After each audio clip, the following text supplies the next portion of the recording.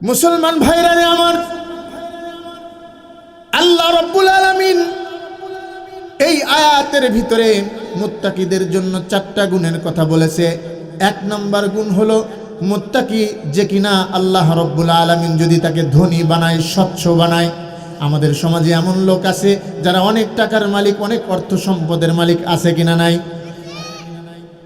যদি অর্থ সম্পদের মালিক হয়, আল্লাহ রাব্বুল আলামিন তার সম্বন্ধে বলেন আল্লাযীনা ইউনফিকুনা ফিস সাররা, আল্লাহ রাব্বুল আলামিন বলেন সে যদি সচ্ছল হয়, সেই সচ্ছল অবস্থায় হোক অথবা 2 নাম্বার অসচ্ছল অবস্থায় হোক, সেই ব্যক্তিটা ধনী না কিন্তু গরিব, সে অসহায় দরিদ্র। আমাদের সমাজে দরিদ্র মানুষও আছে কিনা নাই? দরিদ্র মানুষও আমাদের সমাজে আছে। আল্লাহ রাব্বুল আলামিন মুত্তাকিদের 2টা গুণ এখানে বর্ণনা করলেন। 1 নাম্বার গুণ বললেন তুমি যদি ধনী হও, তুমি যদি গরিব হও। 2 নাম্বার বলেন তুমি যদি গরিব হও, 2 অবস্থাতেই তুমি আল্লাহর রাস্তায় খরচ করার মতো হিম্মত রাখবা। তার মানে তুমি ধনী হও আর গরিব হও, ধনী হও আর গরিব হও, কি করতে হবে? আল্লাহর রাস্তায় বেশি বেশি ব্যয় করতে হবে, আল্লাহর রাস্তায় খরচ করতে হবে। আল্লাহর রাস্তায় কি করতে হবে? এই যে মাহফিলের আয়োজন করা হয়েছে, বলুন তো এখানে একটা পরিমাণ অর্থ আমাদের ব্যয় করতে হয়েছে কি হয় নাই? হয়েছে কি হয় নাই? এখানে আমরা সবাই কি ধনী? কথা বলেন, সবাই ধনী? শুধু ধনীরাই দান করেছে না গরিবরাও দান করেছে? ধনী গরিব উভয়ে দান করেছে। আল্লাহ রাব্বুল আলামিন বলেন তুমি স্বচ্ছ হও, ধনী হও অথবা অসচ্ছল হও, গরিব হও, সর্ব অবস্থায় তোমাকে যেই কাজটা করতে হবে সেটা হলো তুমি আল্লাহর রাস্তায় বেশি বেশি খরচ করবা। সুবহানাল্লাহ। তাহলে মুত্তাকিদের কয় গুণের, 4 গুণের কয় গুণ বললাম? 2 গুণ বললাম। 1 নাম্বার কি বললাম? যে আল্লাহ রাব্বুল আলামিন বলতেছে তুমি ধনী হইলেও তোমাকে আল্লাহর রাস্তায় ব্যয় করতে হবে, গরিব হলেও আল্লাহর রাস্তায় ব্যয় করতে হবে। তাইলে শুধু ধনীরাই দান করবে, গরিবরা করবে না এমন কথা বলেন? সবাইকেই কি করতে হবে? আল্লাহর রাস্তায় ব্যয় করতে হবে। 3 নাম্বার বিষয় বলে ওয়াল কাযিমিনাল গায়জ ওয়াল আফিনা আনিন নাস। আল্লাহ বলেন তোমার ভিতরে যদি রাগ থাকে, গোসা থাকে, এই রাগ গোসাকে তুমি হজম করবা। তোমার ভিতরে যদি কারো ব্যাপারে কোনো হিংসা থাকে, তোমার ভিতরে যদি কারো ব্যাপারে রাগ থাকে, গোসা থাকে, কারো উপরে যদি তুমি রাগ হও, তাহলে এই রাগটা তুমি অন্তরের ভিতরে কি করবা না? পুষবা না। তোমার অন্তর থেকে এই রাগটাকে তুমি কি করে দাও? ক্ষমা করে দাও। তোমার রাগটাকে তুমি পানি করে দাও, তোমার রাগটাকে তুমি হজম করে ফেলো।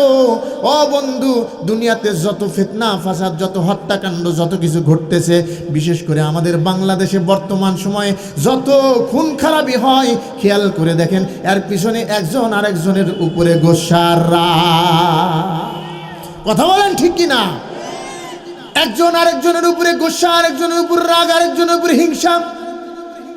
কোনো কারণে কারোর সাথে একটা দ্বন্দ্ব হয়েছিল, কোথাও হয়তো তাকে ছোট্ট একটা অপমান করেছিল, ওই ছোট্ট একটা অপমানের জের ধরে দেখা যায় হঠাৎ করে যখন সুযোগ পাওয়া যায় চিন্তা করে আমাকে অপমান করেছিলি, আজকে তোকে হত্যা করে এই অপমানের প্রতিশোধখানা আমি নিয়ে নেব। সমাজের রন্দে রন্দে যত পাপাচার, যত হত্যাকাণ্ড ঘটতেছে, এর পিছনের অন্যতম কারণ হচ্ছে মানুষের ক্রোধ আর রাগ। এবং আরো আশ্চর্যের বিষয় হচ্ছে এই যে ক্ষমতার বড়াই, ক্ষমতার লড়াই যা কিছু দেখতেছেন, এর পিছনেও কিন্তু কি বলেন? এর পিছনেও কারণ হচ্ছে হিংসা, গোসা, রাগ, যে আমি ওকে ক্ষমতায় আসতে দেব না, আমি ওকে কি করতে দেব না? ক্ষমতায় আমিই থাকবো, ও কেন আসবে? ওকে ক্ষমতায় উঠতে দেওয়া হবে না, ওকে ভোটে জিততে দেওয়া হবে না। এরকমই তো পরিস্থিতি অতীতে হয়েছিল। কথা বলেন ঠিক কিনা? আলটিমেটাম দিয়েছিল কত সাল বলেন? 41 সাল। আসে না গেছে? আসে না গেছে? চলে গেছে। আল্লাহ রাব্বুল আলামিন বলছে যে তোর অহংকার আমি, তোর দর্প আমি এই মুহূর্তে ধ্বংস করে দিচ্ছি। দাঁড়া। কিছু ছাত্র বাহিনী দাঁড়িয়ে গিয়েছে, রান্না করা খাবার খাওয়ারও সুযোগ হয় নাই, পালায়া হুঁশ পায় নাই। কথা বলেন ঠিক কিনা? কথা বলেন ঠিক কিনা? মুহতারাম হাজিরিন, এজন্য অহংকার আল্লাহর পছন্দ নয়, গোসা আল্লাহর পছন্দ নয়।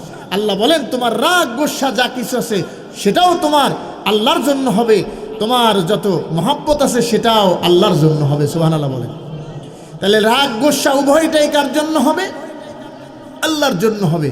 আমি যদি আমার অন্তরে কোনো গোসা লালন করি, রাগ লালন করি, আল্লাহ বলেন তুমি তোমার রাগকে তুমি হজম করে ফেলো, তোমার রাগকে তুমি ভিতরে পালিও না, কারণ এইটা হলো মুত্তাকিদের গুণ। কার গুণ? মুত্তাকিদের গুণ। তাহলে কয়টা গুণের কথা বললাম? ধনী হলে কি করতে হবে? আল্লাহর রাস্তায় দান করতে হবে। গরিব হলে কি করতে হবে? সবাই বলেন কি করতে হবে? আল্লাহর রাস্তায় দান করতে হবে। আর রাগ গোস্বাকে হজম করতে হবে, রাগ গোস্বাকে খেয়ে ফেলতে হবে। কয়টা গেল? তিনটা গেল। 4 নাম্বার যে গুণটা সেটা হলো যে আল্লাহ রাব্বুল আলামিন বলেন ওয়াল কাযিমিনাল গায়জ ওয়াল আফিনা আনিন নাস, তুমি মানুষদেরকে ক্ষমা করে দাও। সুবহানাল্লাহ বলেন। মানুষদেরকে ক্ষমা করে দেওয়া কার গুণ? মানুষদেরকে ক্ষমা করে দেওয়া কার গুণ? আল্লাহর গুণ তো ঠিকই আছে, দুনিয়ার জমিনে মুত্তাকিদের গুণ। দুনিয়ার জমিনে কার গুণ? মুত্তাকিদের গুণ। মুহতারাম হাজরিন, আল্লাহ রাব্বুল আলামিন তো বান্দাকে ক্ষমা করেনই, এটাই তো স্বাভাবিক। আল্লাহ রাব্বুল আলামিন বান্দাকে ক্ষমা করার জন্যই বসে আছেন, কিন্তু বান্দা তো আল্লাহর কাছে চাইতে হবে। কথা বলেন ঠিক কিনা? আল্লাহ রাব্বুল আলামিন মানুষদেরকে ক্ষমা করার ব্যাপারে বলেছেন যে তোমরা মানুষদেরকে ক্ষমা করো। বিশ্বনবী জনাবে মুহাম্মদুর রাসূলুল্লাহ সাল্লাল্লাহু আলাইহি ওয়াসাল্লাম বলেন লা ইয়ারহামুল্লাহু মান লা ইয়ারহামুন নাস। আল্লাহ রাসূল জনাবে মুহাম্মদুর রাসূলুল্লাহ সাল্লাল্লাহু আলাইহি ওয়াসাল্লাম বলেন তোমরা যদি জমিনবাসীর উপরে ক্ষমা না করো, তোমরা যদি জমিনবাসীর উপরে রহম না করো, আসমানের মালিক আল্লাহ রাব্বুল আলামিনও তোমাদের উপরে রহম করবে না। এই জন্য একজন কবি সুন্দর করে বলেছেন কারো মেহেরবানি তুম আহলে জমি পর, খুদা মেহেরবা হোগা আরশে বরি পর। তুমি যদি জমিনবাসীর উপরে রহম করো, দয়া করো, তো আরশের মালিক আল্লাহ তাআলাও তোমার উপরে হাসরের ময়দানে রহম করবেন। সুবহানাল্লাহ।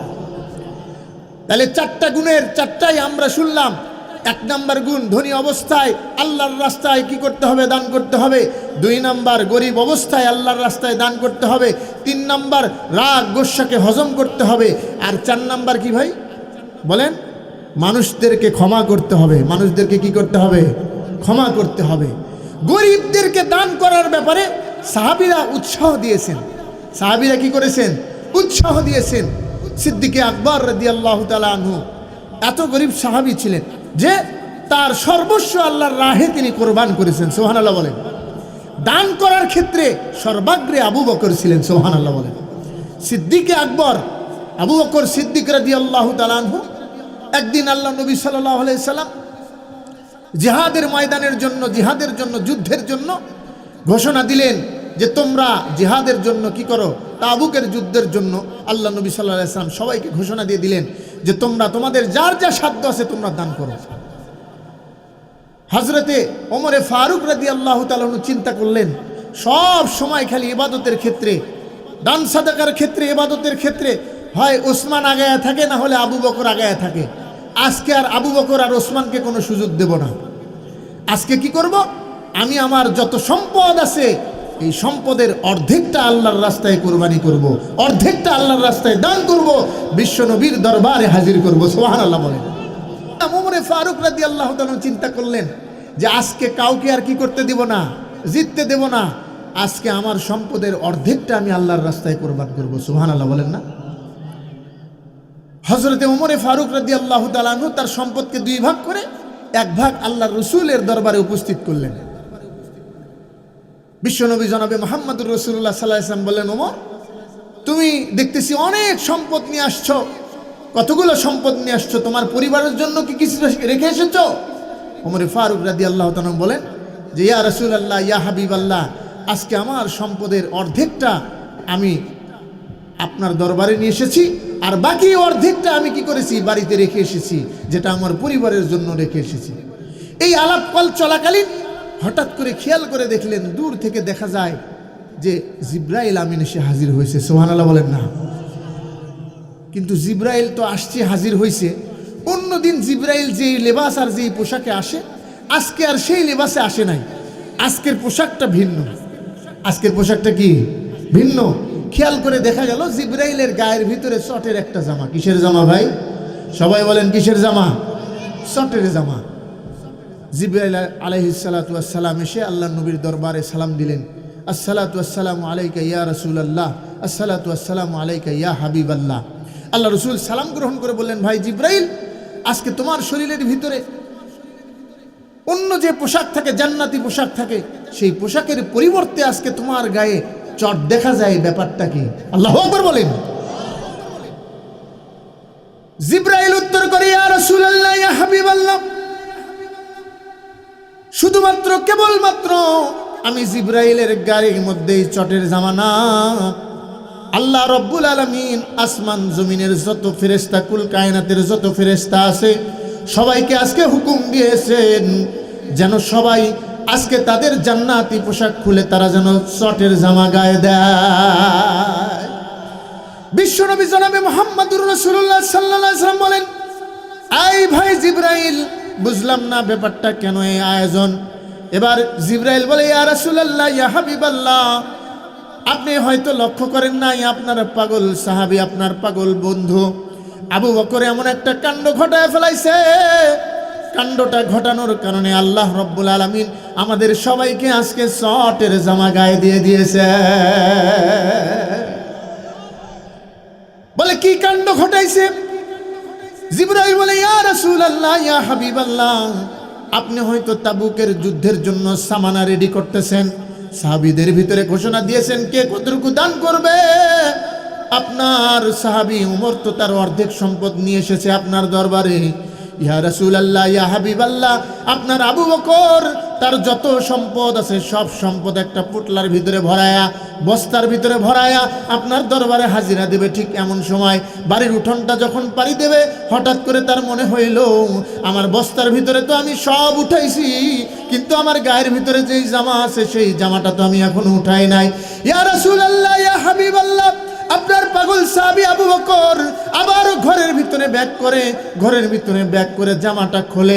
জামাটা খোলার পরে জামাটা ব্যাগের ভিতরে, বস্তার ভিতরে নিয়া ঘরের ভিতরে একটা চট ছিল, চট, সেই চটটা জামার আকৃতিতে সেলাই কইরা গায়ের ভিতরে দিয়া, আবার যখন সেই চটের জামা গায়ে দিয়া আবার আপনার দরবারে আসতেছিল, হঠাৎ করে যখন আঙ্গিনা পার হইছে, হঠাৎ করে মনে হলো কি না জানি আবার ঘরের ভিতরে রেখে এসেছি।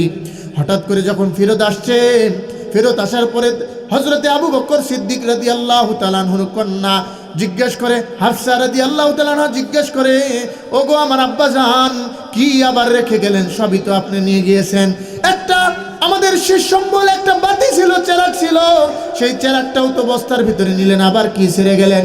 এবার আবু বকর সিদ্দিক রাদিয়াল্লাহু তাআলা আনহু বলে, মেয়ে আমার, ভালো করে শোনো, সব কিছু নিয়ে গিয়েছি আল্লাহকে সন্তুষ্ট করবার জন্য, কিন্তু হঠাৎ করে আঙ্গিনা যখন পাড়ি দিয়েছি, আমার মনে হলো আমাদের ঘরের বেড়ার ভিতরে, আমাদের ঘরের যে বেড়া আছে, এই বেড়ার ভিতরে আমার এই শর্ট সেলাই করা যে সুচটা ছিল, সেই সুচটা আমি বেড়ার ভিতরে রেখে দিয়েছি। ও আমার মা, আমি যদি এই সুচটা ঘরের ভিতরে রেখে যাই, তাইলে তো সব কিছু আল্লাহর নবীর দরবারে নেওয়া হলো না, আমার আল্লাহ নারাজ হয়ে যাবে, আমার আল্লাহ নারাজ হয়ে যাবে। সুতরাং আমি এই সুইটাকেও নিয়ে বিশ্ব নবীর দরবারে হাজিরা দিয়া, আমি চাই আমার কোনো সম্পদ যেন আল্লাহ এবং আল্লাহর নবী ছাড়া আর আমার কাছে কিছু না থাকে, সব কিছু নিয়ে আমি আল্লাহর রসুলের দরবারে হাজিরা দেব। জিবরাইল বলে, ইয়া রাসূলুল্লাহ, ইয়া হাবিবাল্লাহ, আপনার প্যারা সাহাবী আবু বকরের এই দানের সুরত আর সিরত দেখে আল্লাহ রব্বুল আলামিন এত খুশি হয়ে গেছেন, এত খুশি হয়ে গেছেন যে সমস্ত আসমান জমিনের ফেরেশতাদেরকে হুকুম দিয়েছেন, আপনার সাহাবী আবু বকরের সম্মানে সবাই যেন আজকে চট গায়ে দেয়া থাকে। এই কারণে আমি জিবরাইল আমার গায়ের ভিতরে এবং আসমান জমিনের সমস্ত ফেরেশতাদের গায়ের ভিতরে লিল্লাহে তাকবীর,